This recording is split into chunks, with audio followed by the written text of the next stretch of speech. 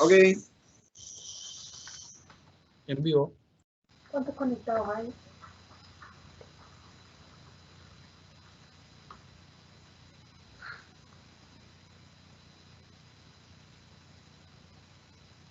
estamos ya, parece Carlito, Ya estamos. transmitiendo según lo que estoy viendo acá abajo.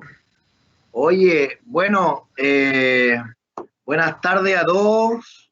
Bienvenidos a esta nueva jornada que estamos haciendo un ciclo de charlas de la Escuela de Administración y Negocios de UCS Valparaíso.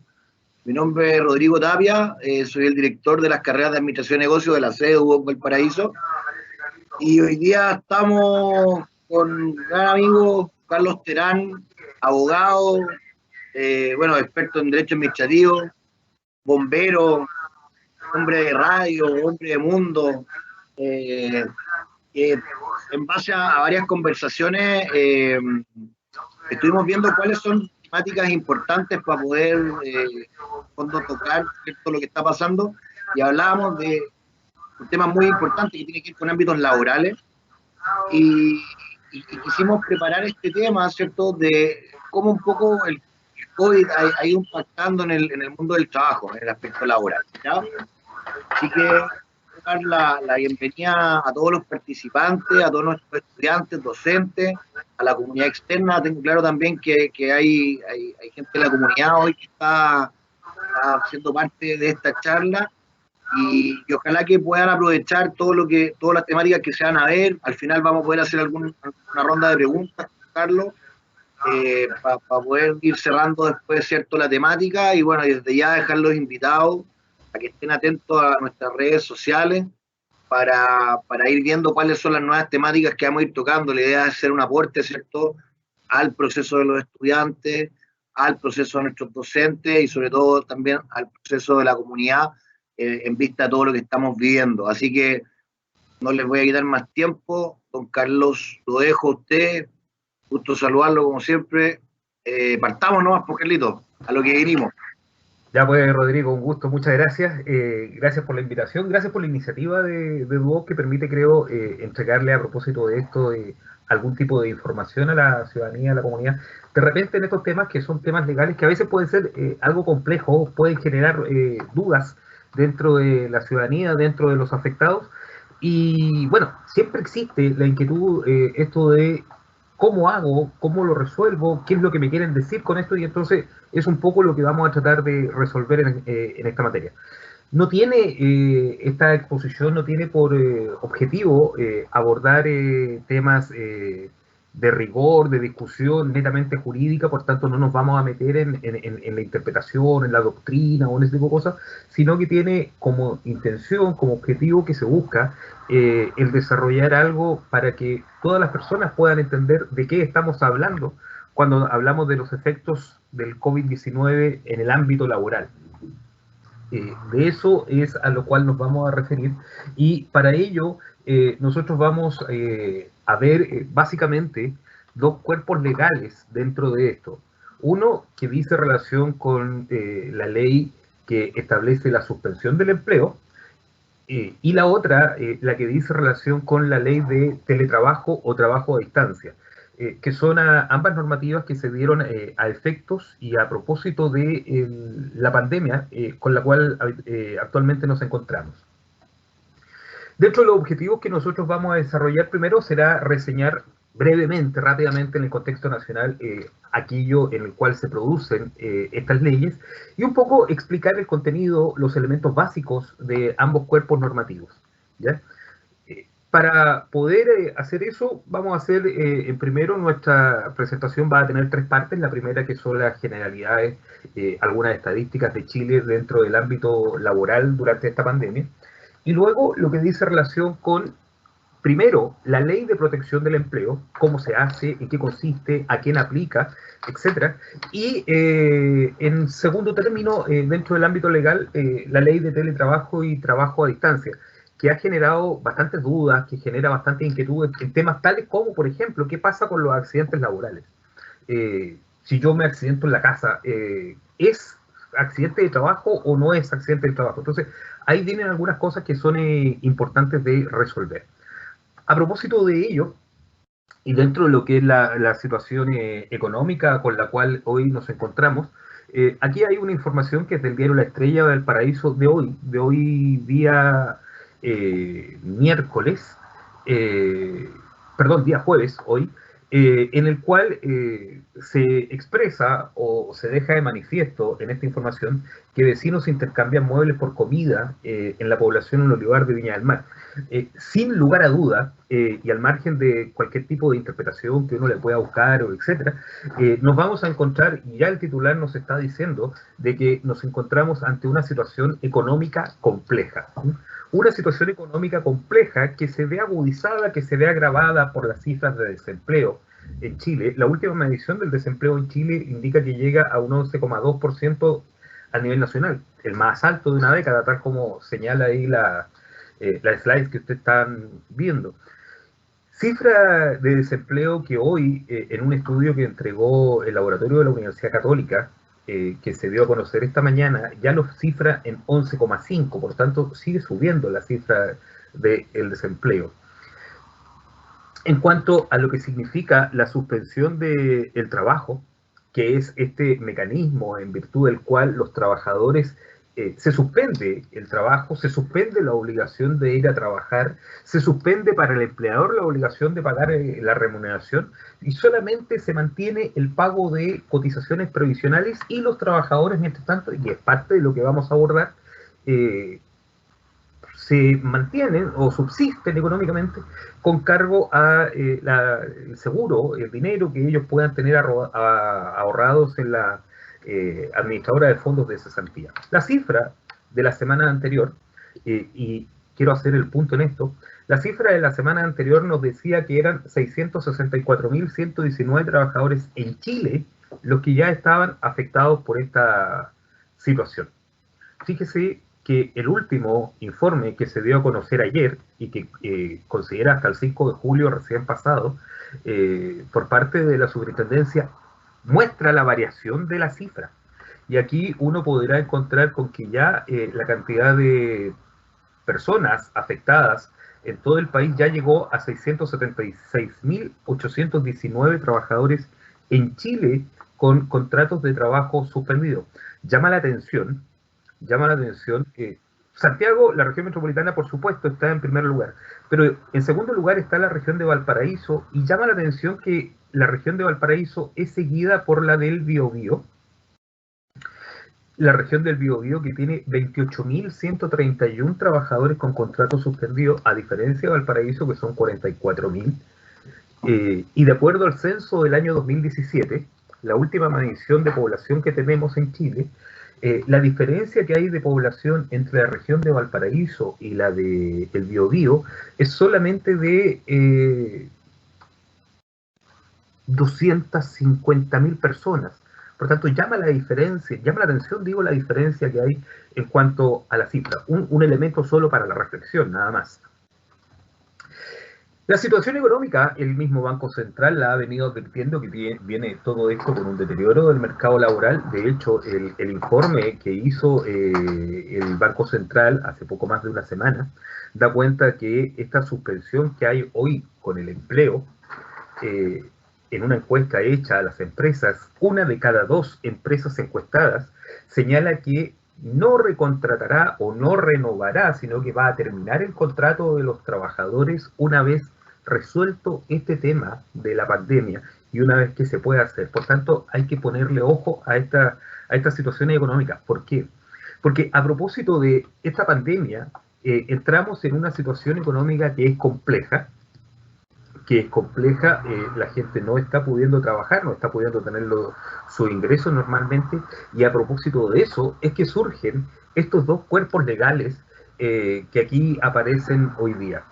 El de la protección del empleo, como se llama normalmente, que es la suspensión del contrato de trabajo, y lo que dice relación con el teletrabajo o trabajo a distancia, ¿ya? Ahí está el último informe del INE respecto de la situación del empleo. Vamos entonces con lo que es la ley 21.227, que es la que faculta el acceso a las prestaciones de desempleo. en circunstancias excepcionales. ¿Excepcionales por qué? Porque obviamente esta situación rige y se va a mantener mientras Chile se encuentre en el estado de excepción constitucional que hoy está a propósito de la pandemia, que fue decretado en el mes de marzo, que fue renovado hace poco tiempo, y que debiera de mantenerse en vigencia este estado de excepción constitucional hasta por allá, por el día 14 de septiembre, más o menos, ¿ya? Y eventualmente el gobierno podrá renovar el estado de excepción constitucional o no, dependiendo la evolución que tenga esta enfermedad. ¿Cuáles son los beneficios que establece la ley de protección del empleo, la ley 21.227? Primero, la suspensión del contrato de trabajo por declaración o actos de autoridad. Se suspende el contrato de trabajo, primera cosa a tener presente. Luego, la suspensión también del contrato de trabajadores de casa particular. Y esto es re importante porque la ley inicialmente no consideró los trabajadores de casa particular, sino que una modificación que vino después con la ley 21.232 introduce esto e introduce otras modificaciones a la ley. La suspensión del contrato de trabajo por algún tipo de pacto suscrito entre los trabajadores y los empleadores que esté o que afecte, mejor dicho, a la actividad laboral. Y pactos de reducción temporal de las jornadas de trabajo, que se pueden ir reduciendo de algunas formas diferentes por un periodo de tiempo determinado. ¿Cuáles son los efectos que tiene esta ley? Fíjese, una cuestión bastante importante de considerar. Durante 6 meses, o bien, mientras exista el estado de catástrofe con el cual nos encontramos hoy, que es este estado de excepción constitucional al cual le hacía referencia, no se va a poder poner término a los contratos de trabajo de los trabajadores por la causal del artículo 159, número 6 del Código del Trabajo. Esto es el caso fortuito o la fuerza mayor, ¿ya? Por tanto, eso es importante porque usted tiene hoy día una serie de actividades económicas que no están funcionando, y no están funcionando no porque no quieran, sino porque lo tienen prohibido, les es imposible hacerlo. Por ejemplo, creo que el ejemplo más simple para poder entender esto dice relación con aquellos locales nocturnos, pub, discoteca, etcétera, que no pueden funcionar no solamente por el estado de catástrofe o por lo que signifique la aglomeración de gente, sino que además por esta restricción de movimiento que hay en cuanto al toque queda, que rige a contar de las 22 horas cada día. Entonces, a propósito de eso, se le puso esta limitación para evitar que pudieran despedirse trabajadores por aquella causal. A partir de eso, y de la entrada en vigencia de esta ley, es que si acaso algún empleador le había puesto término al contrato de trabajo a algún trabajador por esa causal, eso se puede resiliar. Significa dejarlo sin efecto, significa dejar sin efecto esta resiliación y este despido, y cambiar la causal derechamente para no hacerla efectivo, porque de lo contrario estaría cayendo en una infracción por parte del empleador. Esta suspensión del contrato de trabajo, a la cual nos estamos refiriendo, dice relación con este acto de la autoridad, cuál es la declaración del estado de catástrofe y el establecimiento de el toque de queda. Y esta cuestión significa que las personas no van a tener, los trabajadores, la obligación de trabajar durante este periodo de tiempo mientras esta situación se mantenga. Pero se mantiene el derecho a recibir por parte de los trabajadores el pago del seguro de cesantía. Esto es, las cotizaciones que uno haya pagado, que haya pagado el empleador y que también el Estado, porque recuerde usted que el seguro de cesantía tiene 3 pilares en su construcción, van a permitir que los trabajadores sigan teniendo algún tipo de ingresos. Ya vamos a ver el monto de los ingresos. El empleador va a mantener la obligación de pagar las cotizaciones previsionales, aún estando este contrato de trabajo suspendido. Las cotizaciones previsionales y de seguridad social las tiene el empleador, las mantiene durante este tiempo. Por tanto, el que el contrato de trabajo no esté suspendido, el que el trabajador no esté trabajando, no significa que el trabajador no debe pagar nada. No paga el sueldo, pero las cotizaciones sí las debe pagar. Y durante este periodo de tiempo, en el evento de que el empleador necesite despedir gente, solo se podrá terminar el contrato de trabajo de los trabajadores en virtud de la causal establecida en el artículo 161 del Código del Trabajo, esto es, necesidades de la empresa. Es la causal que está permitida, ¿cierto?, para poder hacer despido, terminación de contrato de trabajo. Esto por expreso y directo mandato de la ley. Lo que no obsta, por supuesto, a que eventualmente algún trabajador se incurrió en algún otro tipo de infracción, si el trabajador realizó algún tipo de acoso sexual o acoso laboral, efectivamente, podrá ser despedido en base a alguna de las causales que existen como medio de sanción en el artículo 160, pero de no ser así, solamente causal de necesidades de la empresa. Y hay también un derecho a hacer efectivos los seguros de cesantía, las cláusulas de cesantía, esto es, los créditos que existan o que tenga el trabajador por cualquier naturaleza, habrá y existirá la posibilidad de hacerlos efectivos, porque muchas veces alguien puede obtener un crédito en el banco, la compra de algún bien, etcétera, que le dicen, bueno, en el caso que esté sin trabajo, le vamos a perdonar 2 cuotas, 3 cuotas, se las vamos a pasar al final, etcétera, y ese privilegio, esa posibilidad también la consagra la ley. ¿Qué es lo que hay que hacer para poder obtener esto? Este procedimiento de suspensión del empleo? Indudablemente que exista una declaración del Estado en relación a la enfermedad, el COVID-19, y que eso paralice actividades, sea en todo o en parte del país. No necesariamente tiene que ser en todo el país. Sabemos, y eso lo informó el ministro de Salud ayer, hay algunas zonas del país que ya van a empezar en su periodo de desconfinamiento. Bueno, supongamos que eso fuera bien y avanzara bien, a lo mejor pudiéramos tener esas dos regiones, Los Ríos y Aysén, funcionando normalmente y el resto del país en esta situación todavía de pandemia o de cuarentena. Pero son cuestiones que se pueden dar. Por eso la ley reserva esta posibilidad de que sea para todo o parte del territorio nacional. Se requiere también que el trabajador esté afiliado al seguro de cesantía, al seguro de desempleo.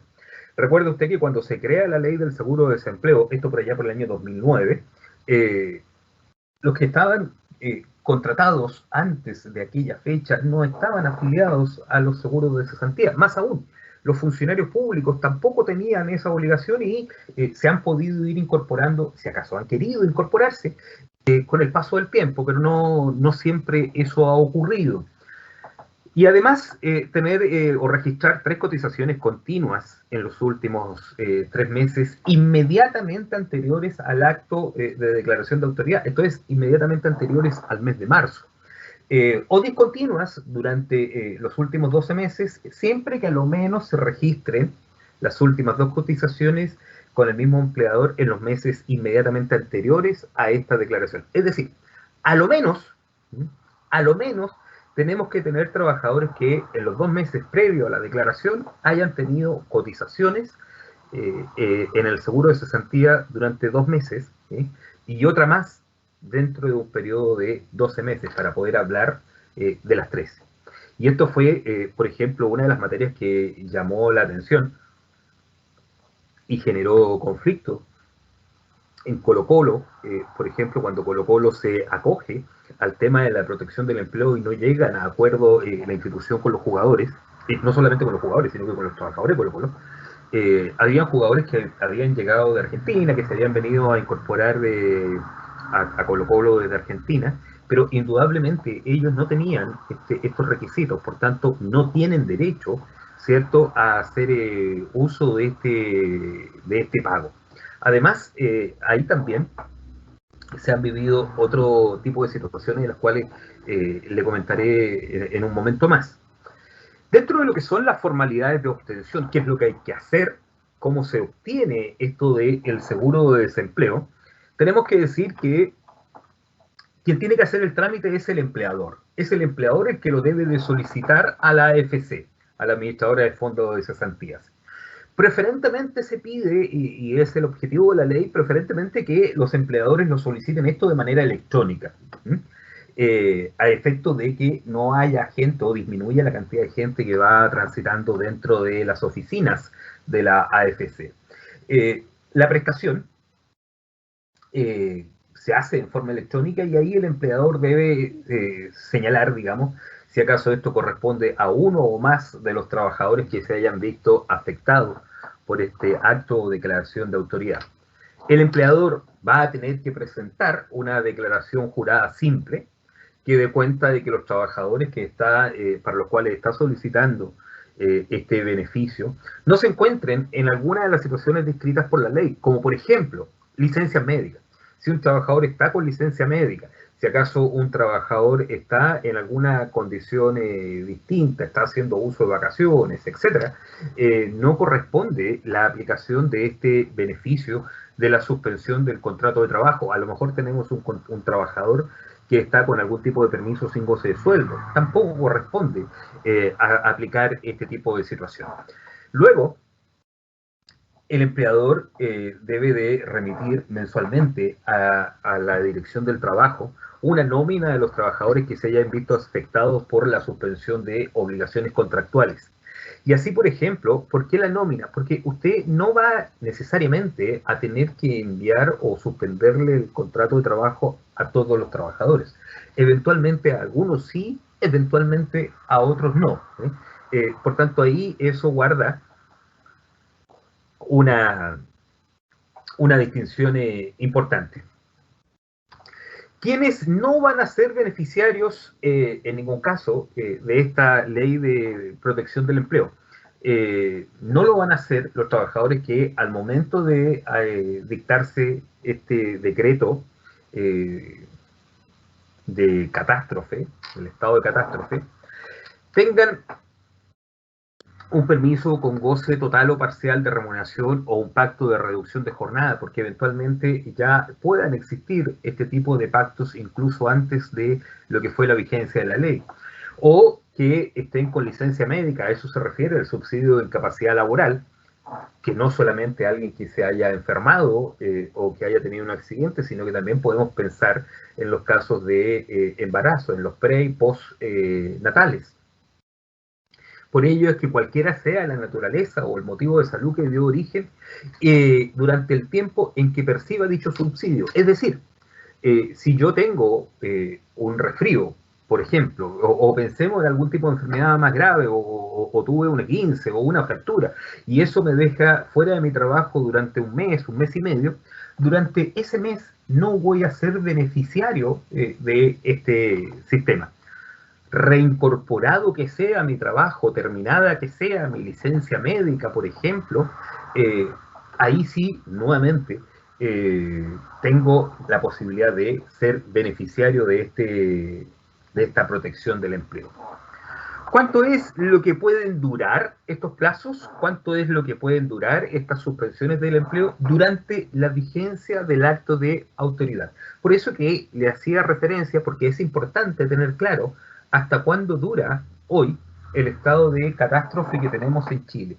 Ya le decía, hasta el 14 de septiembre ahora, porque ya fue renovado, fue dictado en el mes de marzo por 90 días, luego se renovó por otros 90 días, por ello llegamos hasta el 14 de septiembre. ¿Qué pasará después del 14 de septiembre? ¿Se renovará o no? Dependerá de aquello, que estos pactos, digamos, puedan seguir existiendo o se puedan dictar nuevamente. Brevemente, respecto de los trabajadores de casa particular, la suspensión del trabajo, que es lo que se entiende, y que es lo mismo que se entiende en cuanto a suspensión del trabajo para todos los trabajadores, cualquiera sea el ámbito o la empresa en la que se desempeñen. Es el cese temporal por el periodo de tiempo que el acto o declaración de autoridad determine. Es la obligación, la suspensión de la obligación de prestar servicios por parte del trabajador, la suspensión también y la obligación de pagar la remuneración por parte del empleador, y además todas aquellas asignaciones que no constituyan remuneración. Por tanto, si tenemos el contrato suspendido, tampoco corresponde que me paguen las asignaciones que no constituyen remuneración. Y ahí uno piensa en la locomoción, piensa en la colación, el desgaste de herramientas, etc. Y aquí hay, respecto de los trabajadores, particularmente respecto a los trabajadores de casa particular, la posibilidad de percibir el beneficio que tienen, que es un beneficio que tienen de indemnización a todo evento, los trabajadores de casa particular.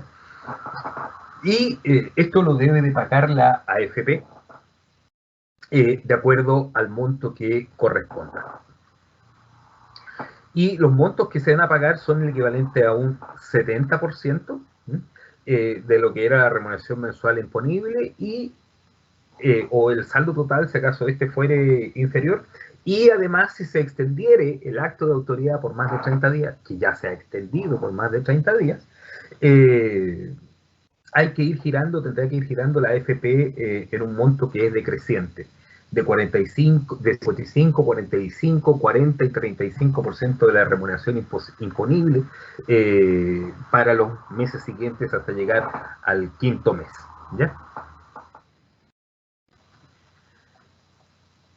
El empleador, por supuesto, y he reiterado esta idea y me interesa que quede bastante claro, está obligado a continuar pagando las cotizaciones de salud y el seguro de invalidez y sobrevivencia. Además, solo le va a poder poner término también, en el caso de los trabajadores de casa particular, en virtud del artículo 161 del Código del Trabajo. Y esta cosa es una de las cosas raras que tiene nuestra ley, porque dice que los trabajadores de casa particular se les podrá poner término por el artículo 161 del Código del Trabajo, pero sin embargo, que todo el mundo lo asocia con las necesidades de la empresa, pero sin embargo no puede aplicar necesidades de la empresa, porque cuando usted contrata, por ejemplo, a un trabajador de casa particular, a quien contrata, por ejemplo, a la nana, para que entendamos bien el concepto, que técnicamente se llama trabajador de casa particular, no le puede poner término por las necesidades de la empresa, pero ahí existe lo que se llama desahucio, y a partir del desahucio usted le podrá poner término al contrato de trabajo.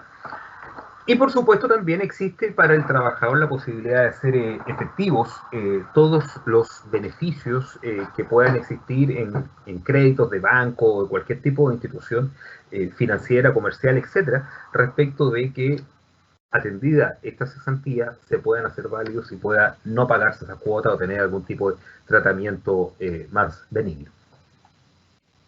¿Cuáles son los requisitos para obtenerlo? Dentro de esto, los requisitos son, primero, este acto de autoridad que debe existir. Y eso ya lo hemos repetido, creo, suficientemente. Segundo, que el trabajador esté afiliado a una AFP, ¿ya? Y tercero, lo mismo que ya les decía hace un rato atrás, tener 3 cotizaciones continuas en los últimos 3 meses inmediatamente anteriores al acto de autoridad, o registrar un mínimo de 6 cotizaciones mensuales, y aquí hay una diferencia, 6 cotizaciones mensuales continuas o discontinuas durante los últimos 12 meses, siempre que a lo menos se registren las últimas 2 cotizaciones con el mismo empleador en los 2 meses inmediatamente anteriores al acto. Por tanto, y aquí hay un tema, aquí hay un punto que me interesa aclararlo.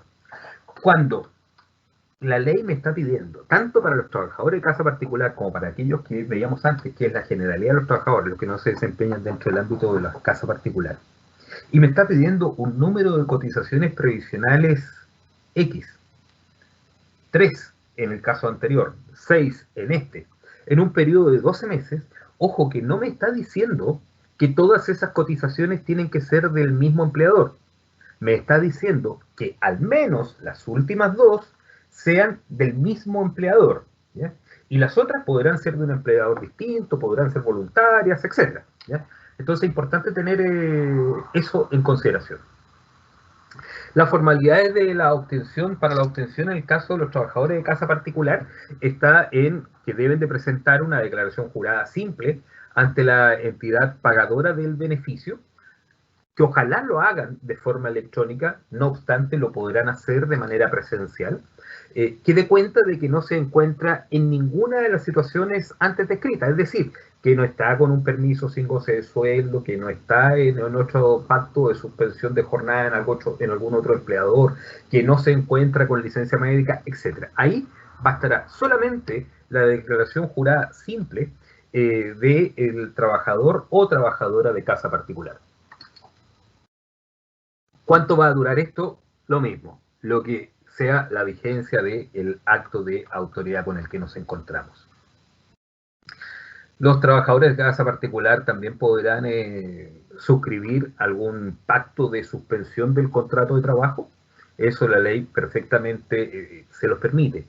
Sin embargo, de acuerdo a las cifras del organismo que agrupa a las trabajadoras de casa particular, esto no es lo que se ha dado en la generalidad de los casos, más aún, alrededor del 44% de los afiliados o afiliados a la agrupación de trabajadores de casa particular ha quedado sin empleo. Se le ha puesto término a su contrato de trabajo.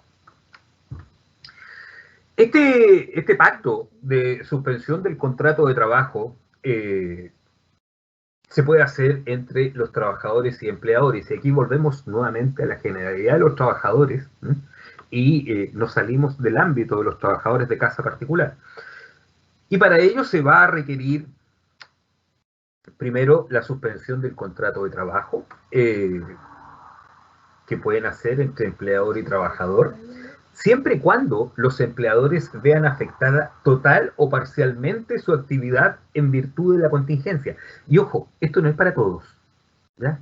Y esta cuestión es súper importante que quede claro, porque no es para todos, porque quienes pueden suspender el contrato de trabajo, las empresas que pueden suspender el contrato de trabajo, son empresas que tienen que haber sido calificadas como tal, y para ello se requiere que la empresa o la actividad que ella desarrolla o la zona en la cual ella se desarrolla haya sido considerada en un decreto dictado por el Ministerio de Hacienda, el decreto 88 que fue dictado por el Ministerio de Hacienda, y ahí es donde se coloca un poco la diferencia. ¿Por qué? Porque ahí uno se encuentra con ciertas reglas o ciertos requisitos que son importantes considerar, porque no basta con que haya pandemia, que haya cuarentena, sino que el haber aparecido en este decreto que dictó el Ministerio de Hacienda, y que, denme un segundo, es el decreto número 88, que fue publicado en el Diario Oficial el 8 de abril del 2020, y ahí vienen señaladas las actividades, viene un cuadro bastante gráfico, territorios a los que se podían acoger a esta normativa, actividades, etc. Y con todo ello se puede generar la suspensión del contrato de trabajo, el derecho a recibir la prestación del seguro de cesantía, por el seguro de cesantía para los trabajadores, el derecho al pago de las cotizaciones provisionales y de su seguridad social por parte del empleador. También se le podrá poner término al contrato de trabajo en virtud de la causal de necesidades de la empresa, y por supuesto también el derecho a hacer efectivos los seguros de cesantía en el caso de los créditos para efecto de los trabajadores, ¿ya? Los requisitos un poco se repite, y esto no es, digamos, porque haya tenido yo un descuido dentro de la presentación, sino que es la forma en que la ley lo va planteando y lo va desarrollando. La técnica legislativa acá fue algo eficiente. Los requisitos para la obtención son que el empleador esté con su actividad afectada, sea total o parcialmente, por la catástrofe. Eso significa que haya aparecido en este decreto de Hacienda. Que el trabajador esté afiliado al seguro de desempleo. Si se trata de trabajadores que no están afiliados al seguro de desempleo, no hay posibilidad. Y registrar 3 cotizaciones continuas, en los últimos 3 meses, inmediatamente, o 6 cotizaciones mensuales o continuo o discontinuo durante los 12 meses, siempre que las últimas 2 sean con el mismo empleador en los 2 meses inmediatamente anteriores. ¿Ya? Las formalidades de la obtención, las formalidades para esto, son la suscripción por parte del trabajador del pacto de suspensión temporal del contrato de trabajo. Hay que firmar un documento, ¿ya? Un documento que no se firma solo, sino que además hay que consultarlo a la organización sindical a la que se encuentre afiliado el trabajador. Y aquí se le da un rol a los sindicatos. Los sindicatos podrán participar dentro de esto y tendrán alguna opinión. Si la empresa no tiene sindicatos, o si los trabajadores no están asociados al sindicato, la verdad es que no valdrá esta consulta. El empleador y el trabajador o el representante de la organización sindical deberán presentar ante la administradora de fondos de cesantía una solicitud de una declaración jurada simple, electrónica, para poder acreditar o dar cuenta de la situación de hecho en cuanto a que los trabajadores se encuentran afiliados al sindicato y que están de acuerdo con esto de la suspensión del empleo, etcétera, según casos particulares, y ahí la cosa se pone un poco enredosa, pero es fácil discernirla. Y la administradora de fondos de cesantía tiene además la obligación de remitir mensualmente por medio electrónico a la Dirección del Trabajo la nómina de empleadores y sus respectivos trabajadores que han suscrito este pacto. No miré la nómina de esta semana, pero por lo menos la de la semana anterior, porque se han ido sumando y sumando trabajadores, de acuerdo a la estadística que le mostraba yo al comienzo. En la última semana se incorporaron 12.400 trabajadores más a esta de modalidad de la suspensión del empleo. Y usted revisa la nómina, iba en más de 80 páginas ya la nómina, con empresas, y señalaba la cantidad de trabajadores que estaban suspendiendo el empleo. ¿Cuánto va a durar esto? ¿Cuánto va a durar este mecanismo de la suspensión del empleo? Mientras dure el acto de autoridad, la situación en la cual estamos viviendo de pandemia, y puede celebrarse hasta por 6 meses a contar de la entrada en vigencia de la ley. ¿Ya? Ahora, cuando se habla de estos pactos de suspensión del empleo, la ley también considera pactos de reducción de jornada, ¿sí? Y ahí se mantiene el trabajo presencial del trabajador, pero lo vamos a hacer en una jornada reducida, en algún tiempo menor.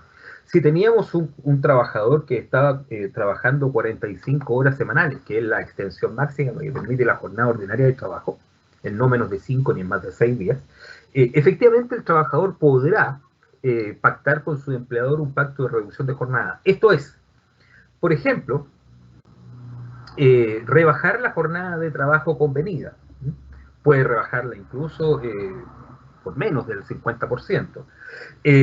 Por tanto, el empleador va a tener que seguir pagando remuneración al trabajador, pero solo el empleador va a pagar una remuneración al trabajador por el monto de horas que el trabajador trabaje efectivamente. Esto es, se va a pagar proporcional al trabajo. Lo que falta, el complemento para llegar a la remuneración completa, eso se va a pagar a través de el seguro de cesantía en el caso de esto. Por tanto, aquí pueden subsistir estas dos modalidades: trabajo presencial, por una parte, y suspensión del trabajo por la otra. Por la parte del trabajo presencial me van a pagar sueldo, y por la parte del trabajo suspendido voy a recibir el dinero de la AFC. Si acaso al trabajador se le agota el dinero de la AFC, porque recordemos que el dinero de la AFC es un porcentaje del sueldo, el trabajador va a seguir recibiendo un dinero con cargo al Fondo de Cesantía Solidario, que es un fondo que existe, que es estatal, para efectos de trabajadores que se encuentran cesantes y que no tienen el beneficio de la AFC o que ya se han gastado su dinero. Y ahí usted tiene en el último párrafo de la slide que le estoy presentando, tiene montos distintos. Si la jornada de trabajo se reduce en un 50%, el complemento va a ascender a un 25% del promedio de la remuneración imponible de los trabajadores en los últimos 3 meses anteriores. Y si la reducción es inferior al 50%, el complemento se va a determinar proporcionalmente con un límite máximo de 225.000 pesos por cada trabajador afecto a jornada ordinaria. Por tanto, ahí habrá que ver si usted tiene una jornada de trabajo, si usted está contratado por una jornada inferior a la ordinaria, bueno, ahí habrá que ver ciertas reglas que lo hacen distintos. Respecto de lo que son los pactos de reducción de jornada, simplemente precisar brevemente una cosa que me parece que es lo más relevante de acá. El trabajador va a continuar percibiendo las remuneraciones o beneficios, esto es reducción de jornada, por tanto se mantiene el trabajo del trabajador durante la vigencia del pacto y por tanto va a seguir percibiendo aguinaldo. Aquellas personas que tienen la jornada de trabajo suspendida, la suspensión del empleo durante este periodo de tiempo. Ya le decía, la declaración de autoridad vence el 14 de septiembre. Eventualmente, si esto se prorrogara, hay mucha gente que podría eventualmente no recibir el aguinaldo si tiene el empleo suspendido. Aquellos que tengan la jornada reducida sí van a tener derecho a recibir aguinaldo, asignaciones, bonos u otro tipo de cosas, ¿ya? Así que eso va teniendo impactos que pueden ser importantes a este tipo de situaciones. Requisitos de obtención para poder acceder a estos pactos de suspensión del empleo. Está inscrito en la ley del seguro de desempleo, estar afiliados. Registrar al menos 10 cotizaciones del fondo de cesantía, que el trabajador registre las últimas 3 cotizaciones continuas con el mismo empleador con el que suscribe el pacto, y esto es importante porque estos son requisitos para el empleador, que sea contribuyente de IVA, que haya el empleador experimentado una disminución del promedio de sus ventas declaradas al IVA en un periodo de 3 meses antes, que exceda al 20% calculado del promedio de sus ventas declaradas en el mismo periodo del ejercicio anterior. También que el empleador se encuentre actualmente o se pueda encontrar en algún procedimiento concursal de reorganización. Los procedimientos concursales de reorganización y los procedimientos al cual hace referencia a la letra C de asesoría por insolvencia económica, dice relación con la ley de insolvencia y reemprendimiento, las quiebras, los reordenamientos, toda la función que antes hacían los síndicos de quiebra, hoy día se hace a través de la ley de reorganización. ¿Ya? Por tanto, son requisitos importantes eso, y que además los empleadores hayan sido exceptuadas de acto o declaración de autoridad o resolución, porque eventualmente no estaban dentro de la zona, que es un poco lo que ha pasado con algunas actividades mineras en Chile. Las formalidades de obtención de estos pactos se suscriben por escrito, hay que individualizar las partes, cuánto va a durar esto, el promedio de las remuneraciones imponibles, sean fijas o variables, de los trabajadores en los últimos 3 meses, la jornada de trabajo reducida que se está produciendo, el porcentaje de la reducción de la jornada a efecto de poder hacer los cálculos, y la declaración de jurada simple que tiene que hacer el empleador, en la cual señala que cumple con los requisitos que ya habíamos señalado, ¿ya? No van a ser beneficiarios de esto los empleadores o trabajadores que no cumplan con los requisitos que ya dijimos, y los trabajadores que se encuentren gozando de fuero laboral, ¿ya? Va a existir además una prohibición para no contratar trabajadores para reemplazar a los trabajadores, para no contratar nuevos trabajadores que realicen iguales o similares funciones por aquellos que hubieran suscrito pactos de reducción de jornada. Y estos pactos de duración de jornada van a regir hasta, durante la vigencia de la ley, hasta el último día desde su publicación. Esto de acuerdo a la vigencia de la ley y también, indudablemente, a la situación que ha motivado todo esto, que es la declaración de los estados de excepción constitucional. ¿Ya? Eso es un poco lo que es la suspensión del empleo. Vamos un poco rápido, porque, bueno, la suspensión del empleo, en definitiva, va teniendo una serie de características de partes en las cuales se va regulando. De hecho, la ley de suspensión del empleo quedó con algunas deficiencias, tanto así que rápidamente hubo que corregirla y hacer una nueva ley para salvar los problemas que tuvo. Pero coloca requisitos, coloca estadísticas, pero básicamente la situación se va un poco manteniendo estable durante la ley de suspensión del empleo. ¿Ya? Si acaso quedan dudas al respecto, no hay ningún problema, en algún momento vamos a tener la posibilidad de resolver consultas, espero, si acaso se generan, para que las puedan plantear, y ahí Rodrigo va a dar cuenta de ellas en un momento más. ¿Ya? Ahora nos vamos a la segunda ley, que dice relación con esta situación en la cual nos estamos viviendo en esta pandemia. Y aquí nos encontramos con la ley 21.220, que es el segundo cuerpo legal que vamos a revisar, en el cual también se modifica el Código del Trabajo, pero en lo que significa el trabajo a distancia. Y fíjese, acá mucho tiempo veníamos hablando de el teletrabajo. Incluso en clases con los alumnos uno muchas veces les hablaba del teletrabajo, que era una posibilidad en virtud de la cual la gente trabajaba en su casa, etcétera, etcétera. Pero nuestro código, que data de la década del 80, del Código del Trabajo, no tenía incorporada esta legislación de el teletrabajo.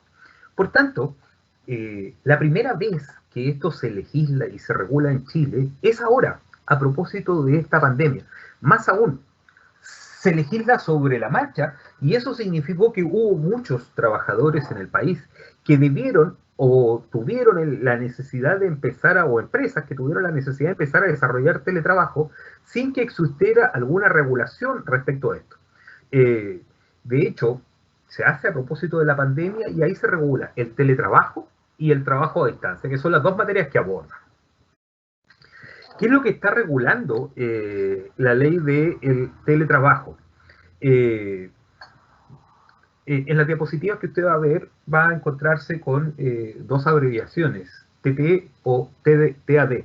El TT, teletrabajo, o TAD, trabajo a distancia, que son distintos, y ya vamos a ver, vamos a ir viendo por qué van a ser distintos y cuál es el concepto que hay a propósito de la ley respecto de esto. ¿Qué es lo que está regulando la ley? Efectivamente, el teletrabajo, el trabajo a distancia.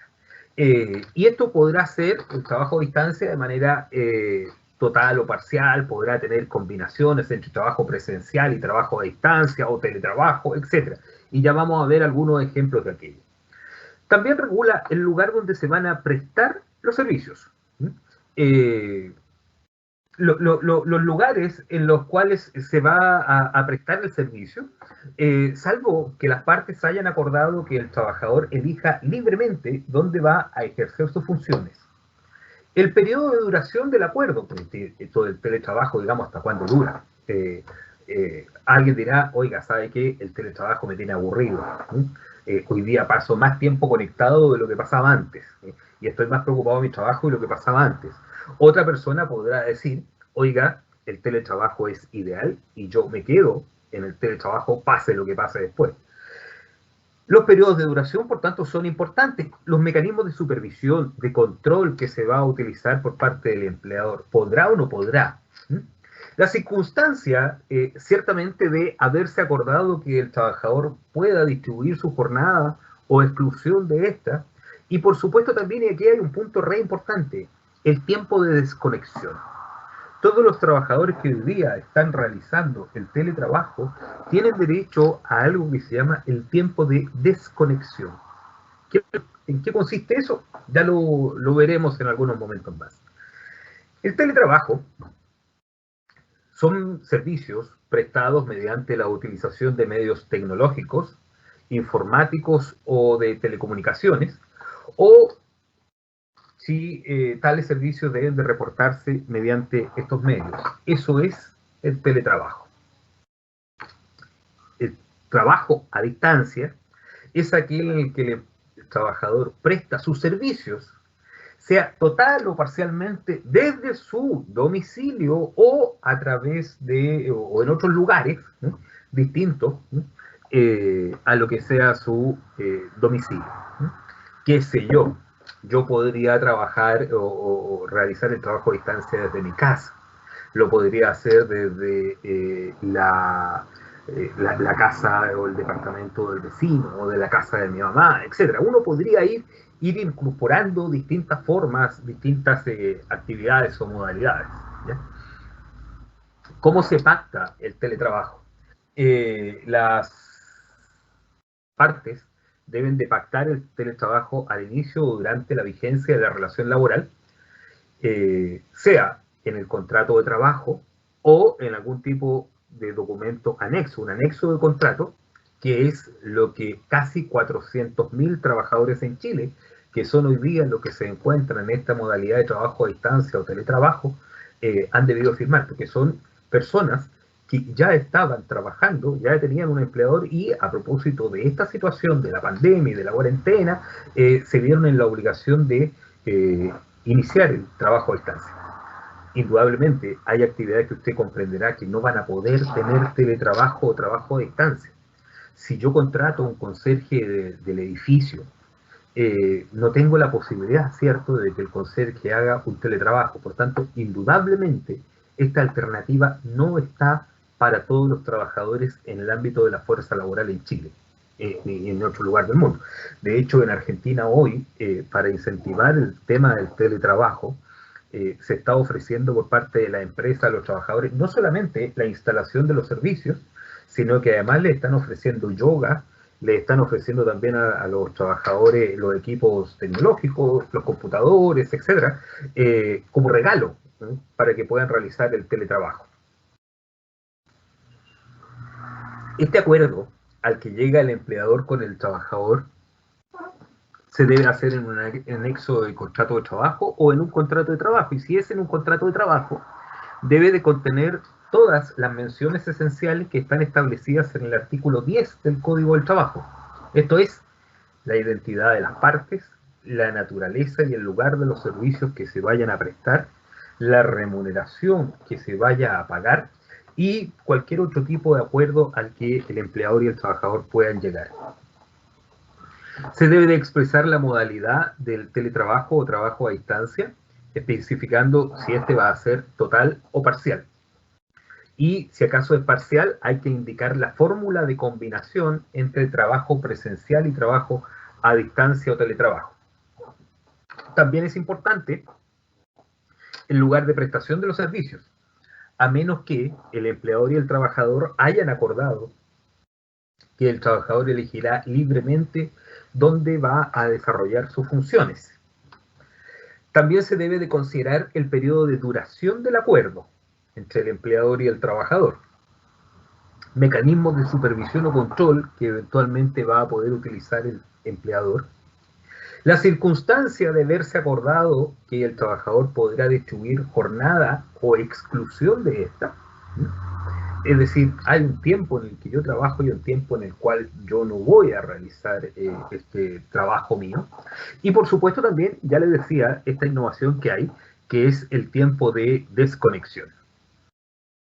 Que el tiempo de desconexión es bastante útil. De hecho, se ha venido conversando incluso, y esta es una cuestión que llega un poco del derecho laboral francés, toda vez que a muchos trabajadores les pasará que de repente usted se encuentra con un montón de correos electrónicos, de mensajes de WhatsApp que llegan el fin de semana, que llegan el domingo en la noche, qué sé yo. Claro, lo que se ha hecho en Francia y en otros países europeos es que las comunicaciones no lleguen al trabajador durante su tiempo libre, y algo así, digamos, tímidamente todavía, es algo que busca establecer esta ley. Se puede unilateralmente, una vez que estamos en la jornada de teletrabajo, en el ambiente del teletrabajo y que ya desarrollamos y estamos desarrollando esta actividad, ¿se puede unilateralmente volver a la modalidad del trabajo presencial? Y aquí hay que hacer una distinción. Si el pacto se produjo encontrándose vigente ya la relación laboral, cualquiera de las partes puede comunicar su voluntad de retomar el trabajo presencial, bastando simplemente con que dé un aviso con 30 días de anticipación a su empleador. Por tanto, si usted está en teletrabajo y ya estaba contratado y le hicieron un anexo de contrato para el teletrabajo, usted podría 30 días antes avisarle a su empleador y decirle, oiga, ¿sabe qué? Hoy día es, ¿qué día? 8 o 9 de julio. Podríamos decirle el 9 de agosto yo vuelvo a mi actividad de manera presencial. Ahora bien, si la modalidad laboral partió como teletrabajo, se inició bajo la modalidad del teletrabajo, para poder modificar esto se requiere la voluntad de ambas partes, del empleador y del trabajador. Si ya estaba vigente la relación laboral al momento de iniciar esto, no es así. Fiscalización, que es un punto importante. ¿Quién fiscaliza? Pues el trabajador va a estar trabajando en su casa, eventualmente, o en otro lugar.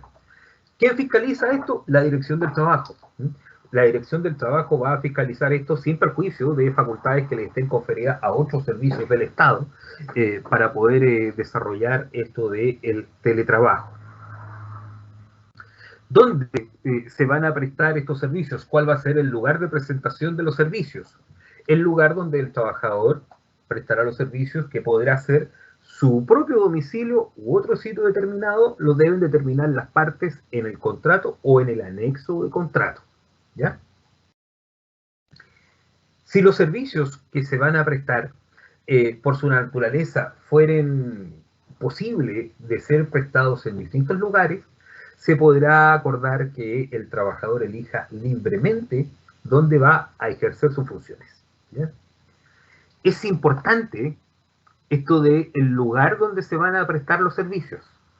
Es muy importante el lugar de donde se van a prestar los servicios. ¿Por qué? Porque esa cuestión va a tener directa relación con una de las cosas que le planteaba yo al comienzo, que son algo de las inquietudes. ¿Qué pasa con los accidentes de trabajo? Si usted señala un lugar que no es donde está prestando el servicio, bueno, eventualmente ahí podría tener un problema después. ¿Puede el empleador decir en qué lugar se van a prestar los servicios? ¿Puede el empleador imponer, digamos, unilateralmente el lugar donde se van a prestar los servicios? No, no puede hacer eso. Se requiere el acuerdo del empleador y del trabajador. ¿Y por qué el empleador entonces no puede designar él? Porque si el empleador designara un lugar o habilitara un lugar para poder prestar los servicios, el empleador estaría señalando otro lugar en el cual la empresa trabaja. Por tanto, no estaríamos en presencia de la modalidad del teletrabajo, sino que sería el empleador el que estaría eventualmente habilitando una nueva oficina, una nueva sucursal, un nuevo recinto de la empresa donde se pueda trabajar. Por tanto, el empleador tiene la prohibición, por parte expresa, por parte de la ley, para poder determinar unilateralmente el lugar donde se va a desarrollar esa labor, ¿ya? Le hablaba yo de esto de la combinación de la jornada del teletrabajo o trabajo a distancia con trabajo presencial.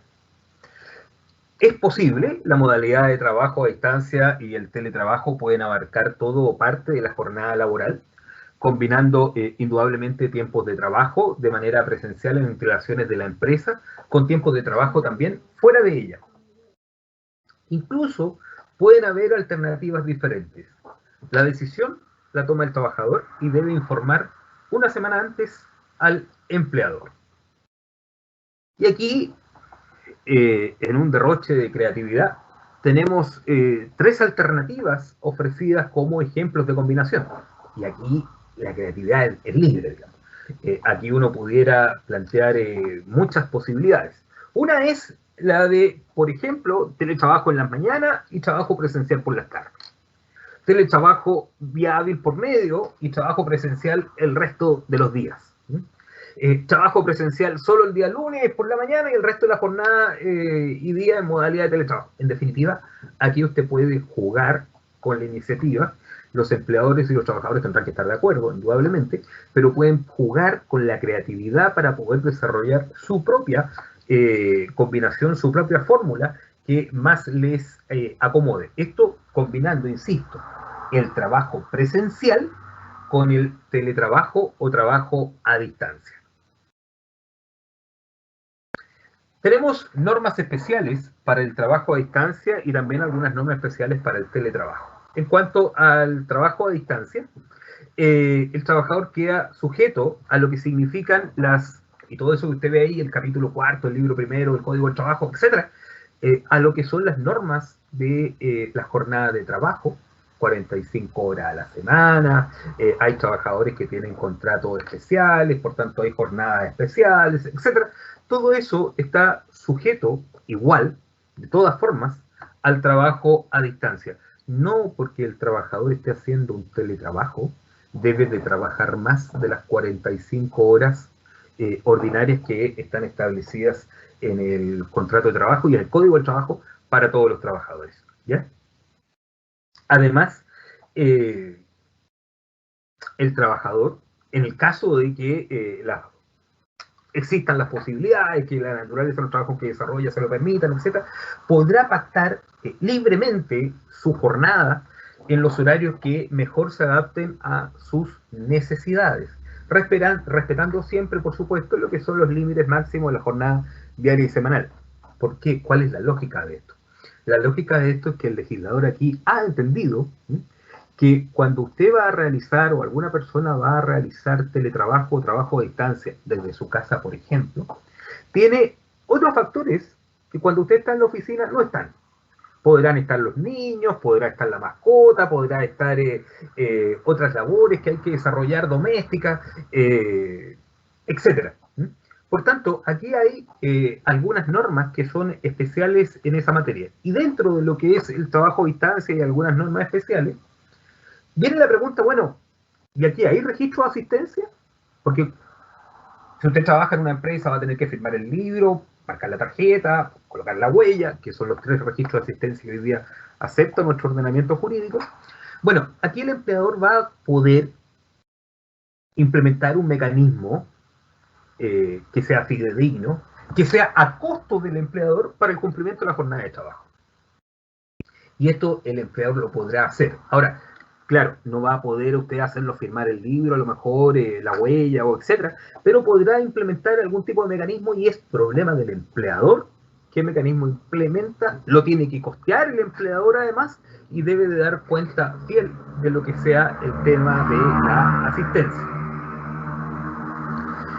El teletrabajador, aquel trabajador que está realizando este trabajo, podrá estar sujeta a a una jornada de trabajo que supere los límites diarios y semanales establecidos por el legislador.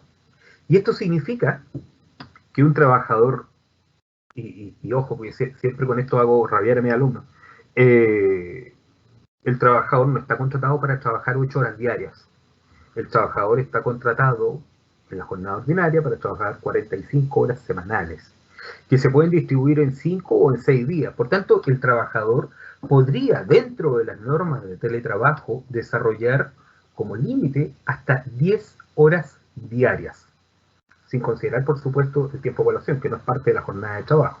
Por tanto, aquí el legislador se está refiriendo a que esas normas se deben de cumplir, que debe tener el límite diario, que son 10 horas semanales, con posibilidad de 2 horas extraordinarias, la distribución dentro de la semana, 5 o 6 días, el día libre que siempre debe existir, etc. ¿Puede el empleador controlar la oportunidad en la cual se desarrollan las labores. Y aquí se presume, por parte de la ley, que el trabajador y el empleador ejerce una supervisión o control funcional sobre la forma y oportunidad en que se desarrollan las labores. Por tanto, queda todo esto sometido a las normas propias de los trabajadores de acuerdo a la jornada que cada uno de ellos tenga, ¿ya? En cuanto a lo que son las condiciones de salud y seguridad en el trabajo, y estos son temas bastante preguntados, bastante me lo han preguntado a mí, ya sea en el programa en Radio Portales, en el cual me invitan todas las semanas, o en la oficina, o en clase, en fin. Dice relación con el empleador debe de comunicar al trabajador las condiciones de seguridad y salud del puesto de trabajo, o que el puesto de trabajo debe de cumplir. Es decir, el empleador le debe de informar al trabajador de que la silla que está utilizando para poder realizar su trabajo, por ejemplo, no es la silla adecuada, que la inclinación en la que debe estar, que la postura que debe tener el trabajador debe ser una postura recta, etcétera, para no generarse daño a la espalda. Habitualmente mucha gente, y dentro de lo que fue esta dinámica del teletrabajo, puede ser que no haya tenido las condiciones necesarias para poder trabajar en su casa y termina trabajando en la mesa del comedor. La mesa del comedor y las sillas del comedor están hechas para que uno coma, ingiera alimentos, por tanto tienen una altura diferente, ¿ya? Y esa cuestión puede afectar la salud de los trabajadores. Por tanto, es obligación del empleador comunicar estas condiciones al trabajador. Además, el empleador siempre deberá informar, ojo, no basta con que me lo diga, por escrito al trabajador, a distancia o al teletrabajador, cuáles son los riesgos de las labores que el trabajador desarrolla, cuáles son los mecanismos a propósito de los cuales debiera de optar de manera preventiva. Incluso la obligación de capacitar que tiene el empleador.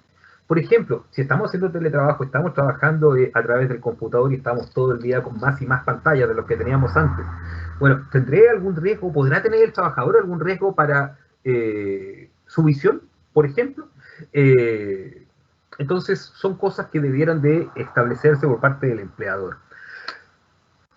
Se puede ir a verificar, controlar, supervisar por parte del empleador, del organismo administrador, del IST, de la H, de la Mutual, la dirección del trabajo. ¿Se puede ir a supervisar al trabajador que está teletrabajando en su casa? No. Sin autorización del trabajador no se puede ingresar a la casa, aunque sea el empleador, aunque sea...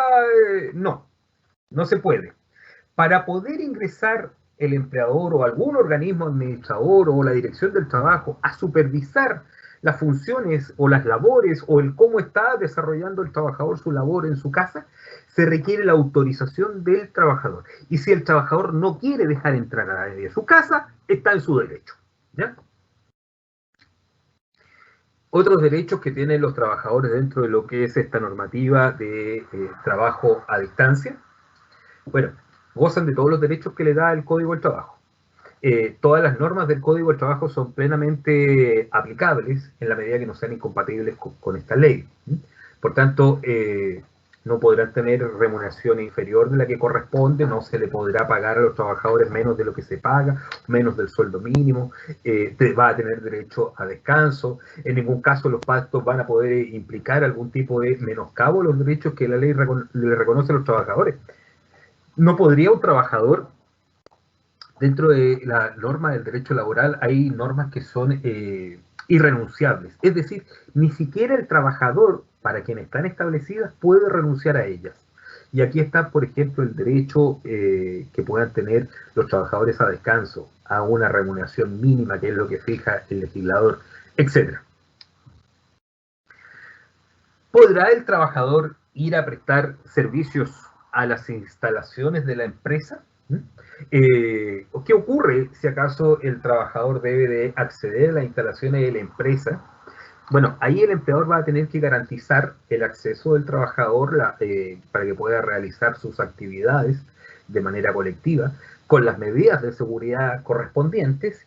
Y ojo también, y este es un punto importante, si yo tengo que ir a mi oficina y estoy teletrabajando, porque no es que yo quiera ir a darme una vuelta y a tomar un café con alguien, sino que yo tengo que ir por razón de mi trabajo a la oficina, los gastos de traslado mío desde mi hogar o desde donde yo me encuentro a la empresa son de cargo de el empleador.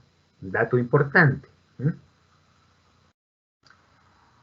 Si acaso tenemos sindicatos, hay que informar por escrito la existencia de los sindicatos a los trabajadores en el evento de que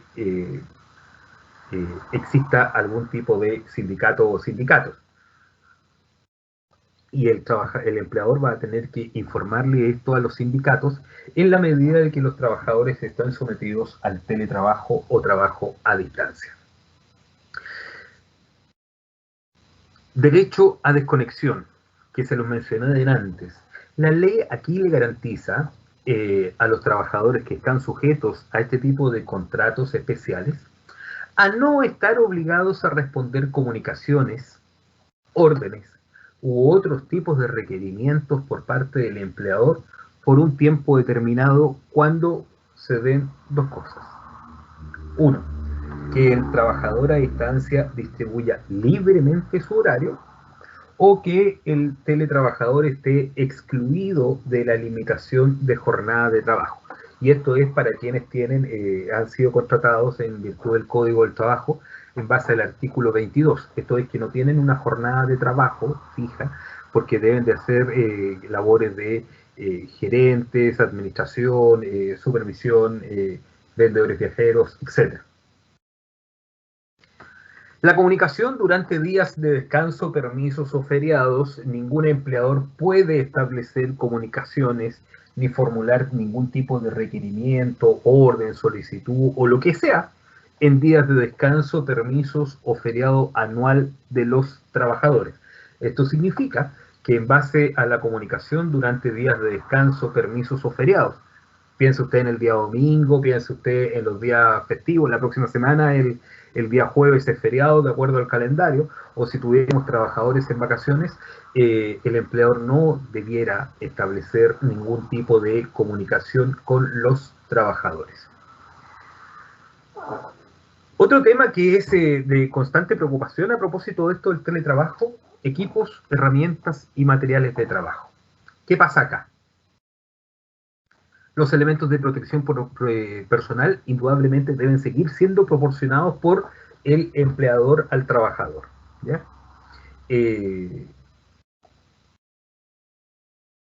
No existe obligación del trabajador a ser obligado a utilizar elementos que sean de su propiedad.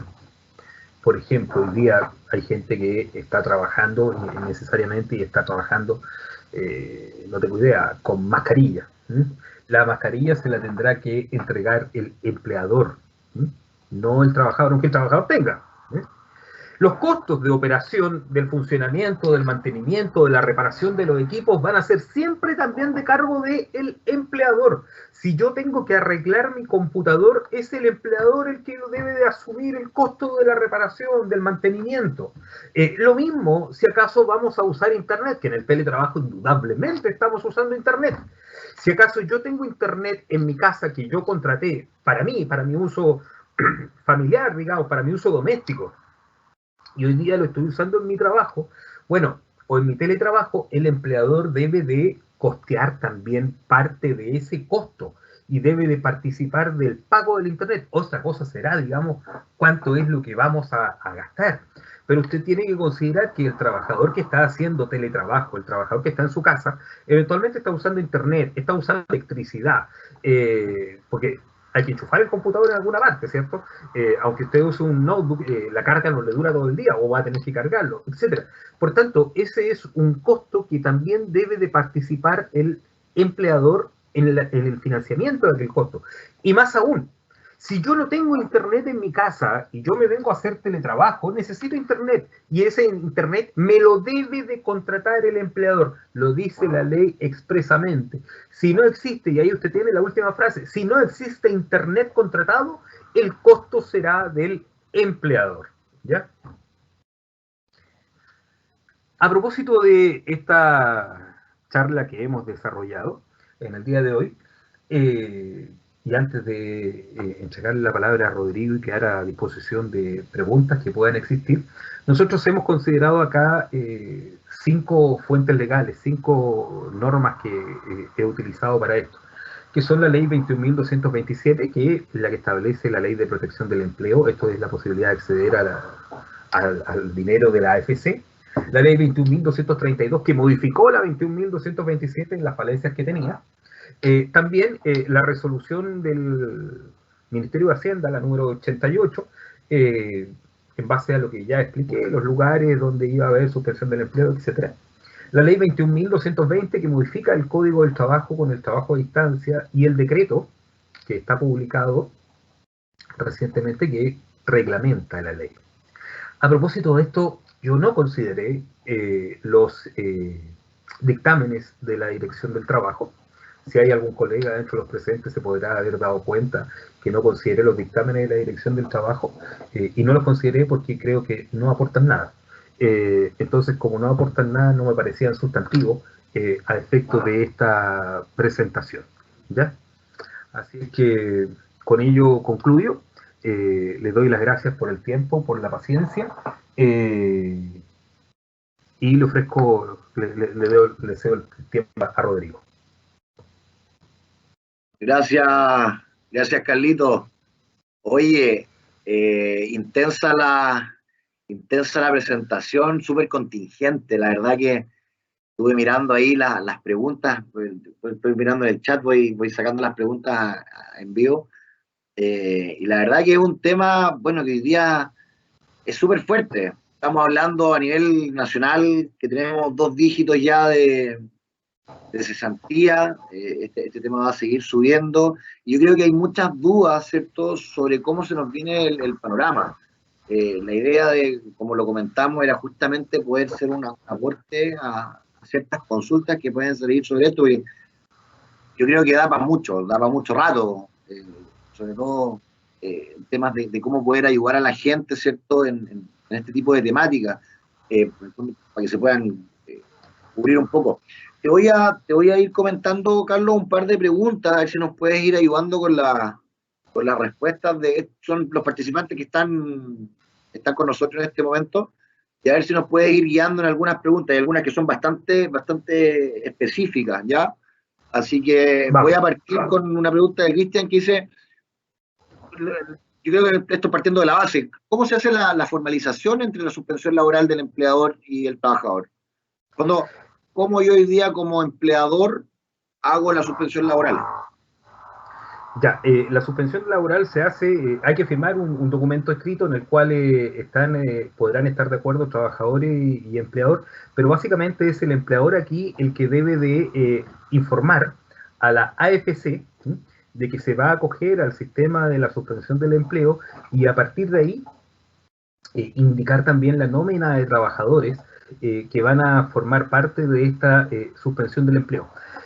Y esta suspensión del empleo que se va a informar a la AFC, que se puede informar vía electrónica, vía página web, lo puede hacer incluyendo todos los trabajadores o no incluyendo todos los trabajadores. Se hace de manera electrónica siempre y cuando la actividad, el lugar o la zona esté considerada dentro del decreto 88 del Ministerio de Hacienda. Y así lo puede hacer. No hay mayor problema para poder hacerlo, y es un proceso que está siendo bastante dinámico de eso. Ahora, después va a requerir, por supuesto, que esto sea aprobado y sea aceptado. Entonces ahí puede pasar algún tiempo. Y ese tiempo va a mediar, ¿cierto?, dependiendo de la cantidad de carga de trabajo que vaya teniendo la AFC para poder hacerlo. Claro, perfecto. Se entiende, Carlos. Oye, la pregunta de Claudia, y desde aquí yo creo que muchos están con esta duda. ¿El pago del subsidio de cesantía para los trabajadores dependientes va en el mismo porcentaje de los trabajadores de casa particular? Una consulta. 70, bueno, 55, etcétera, hasta por 5 pagos. ¿Qué pasa cuando hay más de 5 meses de suspensión de contrato? A ver, pudieran ser hasta 6. Ahora, como lo que máximo me da la ley para efecto de hacer la suspensión es 6 meses, pero como además esto va a depender de lo que sean las condiciones en cuanto se mantenga el estado de catástrofe en Chile, difícilmente puede resultar que uno pueda imaginar que este pacto de suspensión del empleo va a ser por más de 6 meses. ¿Ya? Eso es lo primero, porque hasta ahora las suspensiones del empleo podrán ser hasta el 14 de septiembre, que es cuando tenemos el estado de excepción constitucional hoy día. Si acaso esto se extendiese más en el tiempo, los pactos de suspensión del empleo deberían de suscribirse o renovarse nuevamente. Esa es una situación que la ley de pronto todavía no ha resuelto, porque siempre se estableció en periodos de 6 meses. Ahora, parece razonable pensar que si acaso hay un declive, y me plantea derechamente un declive durante 5 meses, debiera uno pensar o suponer, digamos, que ese decrecimiento en la recepción del beneficio también va a ir disminuyendo.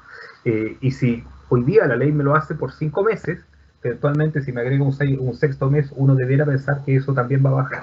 Pero falta ahí todavía, creo yo, una ley interpretativa que resuelva definitivamente aquella duda. Claro, yo creo que todavía está ahí muy en veremos el cómo se van a tener que ir haciendo las próximas modificaciones. Y en base a lo mismo, aquí hay una pregunta que creo que es como la gran duda de lo mismo que venimos conversando, muy parecida. Si yo soy una persona que tiene contrato 45 horas, semana, el fondo contrato 45, con un sueldo imponible de 500.000 pesos, me voy con mi cese de funciones, ¿cierto? Y a los 4 meses se me acaban los fondos del seguro de cesantía. Si pasa eso, ¿puedo recibir el fondo solidario, por ejemplo? Sí. ¿O cómo se hace en ese caso con los fondos? ¿Se debe postular a otro proyecto? ¿Qué hay hoy día en base a eso? No, eso pasa con el Fondo Solidario. El Fondo Solidario de Cesantía es el que va a venir a cubrir aquí todo aquel periodo de tiempo que el trabajador quede sin sus ingresos propios porque ya se lo haya consumido.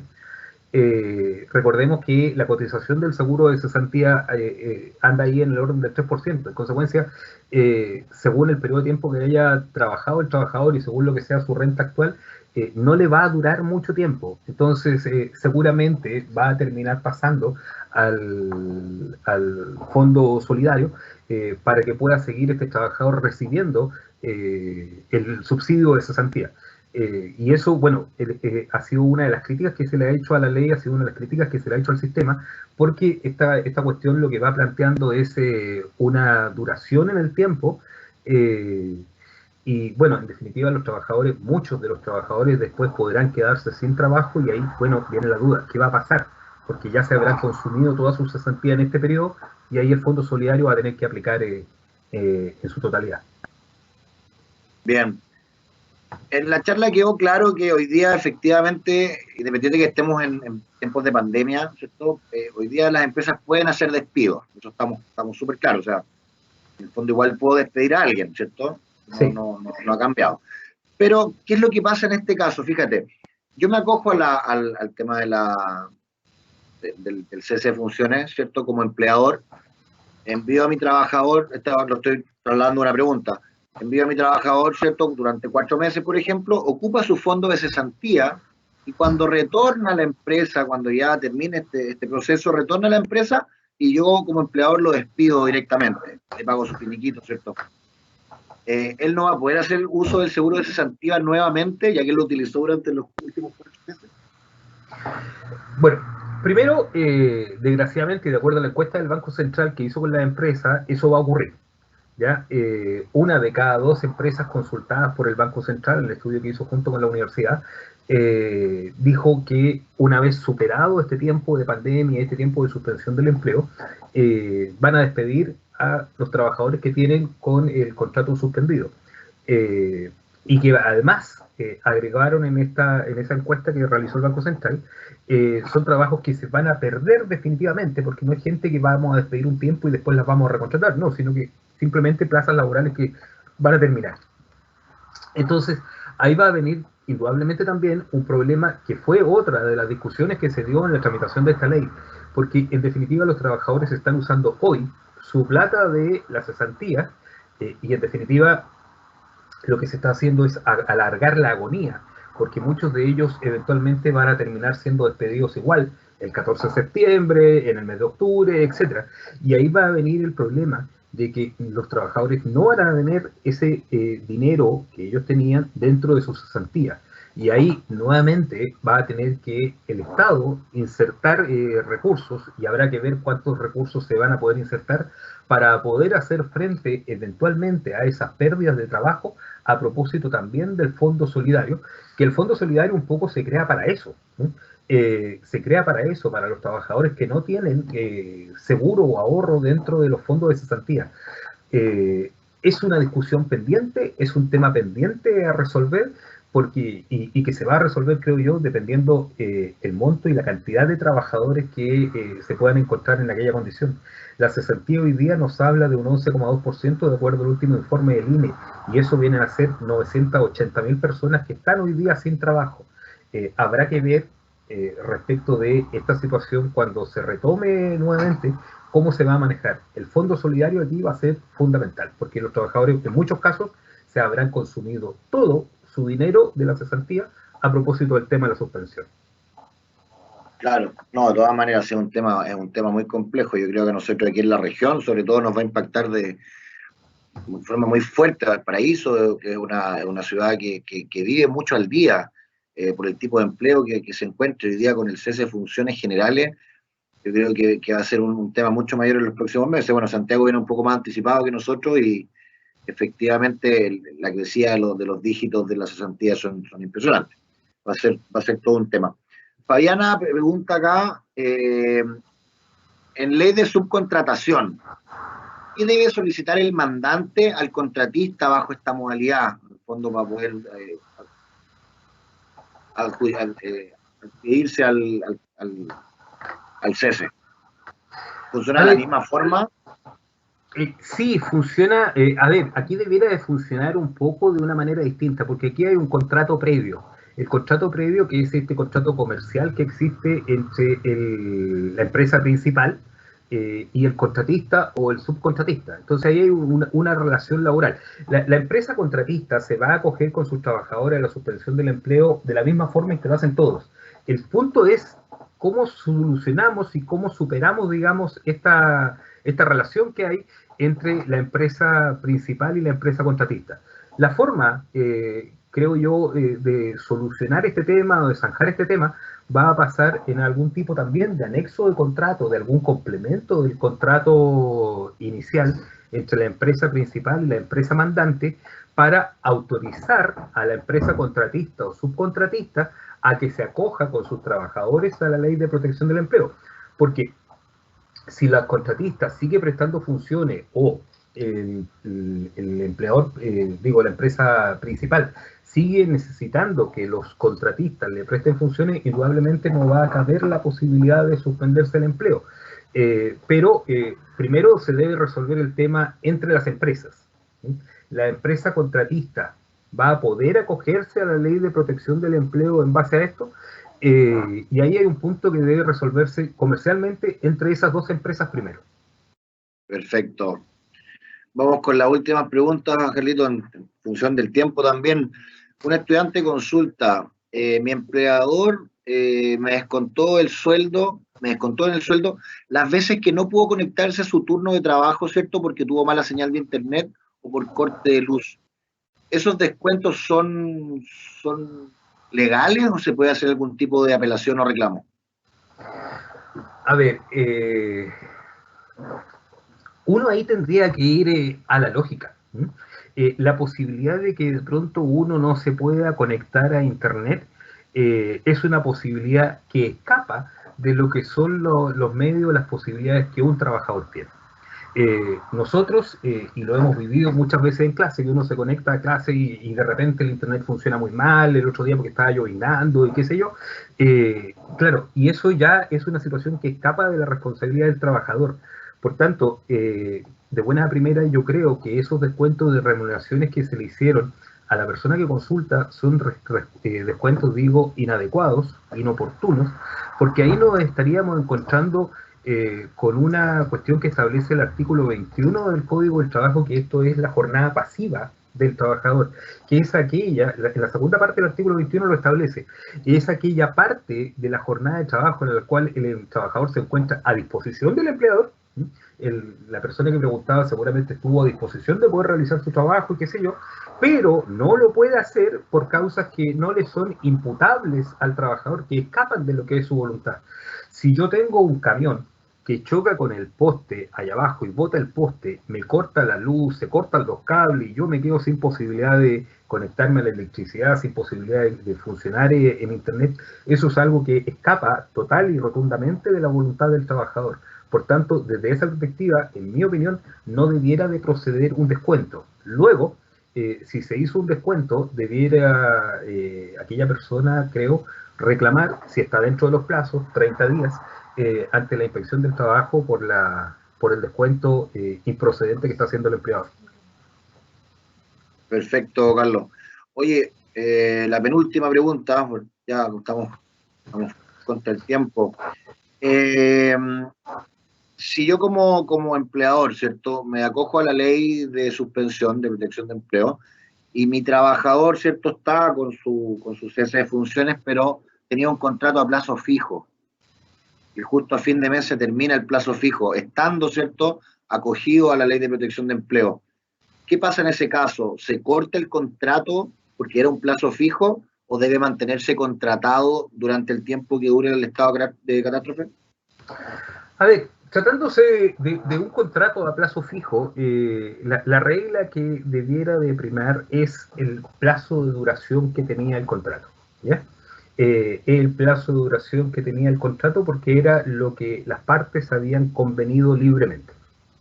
Ahora bien, para que pueda ser efectivo uno la causal en los casos de contrato a plazo fijo, necesariamente requerimos avisarle, informarle al trabajador del vencimiento del plazo. ¿Por qué? Porque si aquel trabajador sigue trabajando al día siguiente de haberse vencido el plazo, ¿sí?, y el empleador sabía de eso y nada hizo, ese contrato de trabajo se renueva automáticamente y más aún, se transforma en indefinido. Perfecto.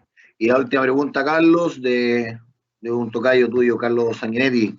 Dice, buenas tardes. ¿Pueden ingresar a sus trabajadores las empresas que no declaren IVA o que son sin fines de lucro a la ley de protección de empleo y o a la reducción de la jornada laboral? Sí, van a poder ingresarlos, porque ahí la ley ofrece tres alternativas que son distintas. Una es la de IVA, la de la baja de las ventas, qué sé yo, pero están otras más. Por tanto, sí, los van a poder ingresar. Caso típico y tradicional, digamos, el caso de los conserjes de edificios, que muchas veces se trata de personas, más aún, personas que pueden tener más de 75 años hoy día y que tienen prohibición, ¿cierto?, por medidas sanitarias de salir a la calle, entonces gente que no podía trabajar. Y ahí usted efectivamente puede tomar la ley de protección del empleo y acogerlos a ellos, a ese sistema, para que ellos puedan desarrollar o tener el empleo suspendido, no perderlo, no tener la obligación de ir a trabajar y al mismo tiempo el empleador mantenerse pagando lo que son las cotizaciones previsionales y los trabajadores recibirán el subsidio de cesantía como parte de su ingreso. Perfecto. Oye, Carlito, nos alargamos bastante, vamos ya para casi las 2 horas de conexión. La verdad que es un tema muy contingente, como te decía, creo que son las temáticas que debemos estar tocando hoy día, ¿cierto? Tratando de poder informar y sacar justamente estas dudas que de repente la gente no tiene el acceso, ¿cierto? Y que son temas que a todos nos están importando hoy en base a lo que estamos viviendo. Así que te quiero dar las gracias nuevamente, Carlos, por el tiempo, ¿cierto? Por la preparación de poder darnos este pequeño seminario, ¿cierto? Charla sobre el código y cómo está afectando hoy día en el tema del sector laboral, ¿ya? Agradecer también a todos nuestros estudiantes, agradecer también a los docentes que están participando y a la comunidad externa que hoy día nos quiso acompañar y que nos pudo acompañar, ¿cierto? Y como les decía en un principio, también dejarlos invitados a que estén atentos a nuestras redes sociales, porque vamos a estar buscando temáticas que sean muy transversales desde la Escuela de Administración y Negocios de UOC Valparaíso, para poder, ¿cierto?, generar estos espacios de conversación y poder ser un aporte. Así que, Carlos, muchísimas gracias, de verdad. Muy buena charla. Esto va a quedar disponible, se les va a enviar a todas las personas que contestan la encuesta, se les va a enviar el link después para que la puedan visualizar, puedan revisar nuevamente si es que hay algo que no les quedó claro o quieren volver a tomar algún punteo en particular. Ya pues, Rodrigo, muchas gracias por la invitación, la posibilidad, genial además que se pueda hacer abierto a la comunidad, así que disponible para ocasiones futuras. Perfecto. Y agradecer también al equipo que apoyó detrás de esto también en la producción, en la conexión, etc. De todas maneras, un abrazo grande, estamos en contacto y a cuidarse. Que estén muy bien. Cuídense. Chao, chao. Chao, gracias.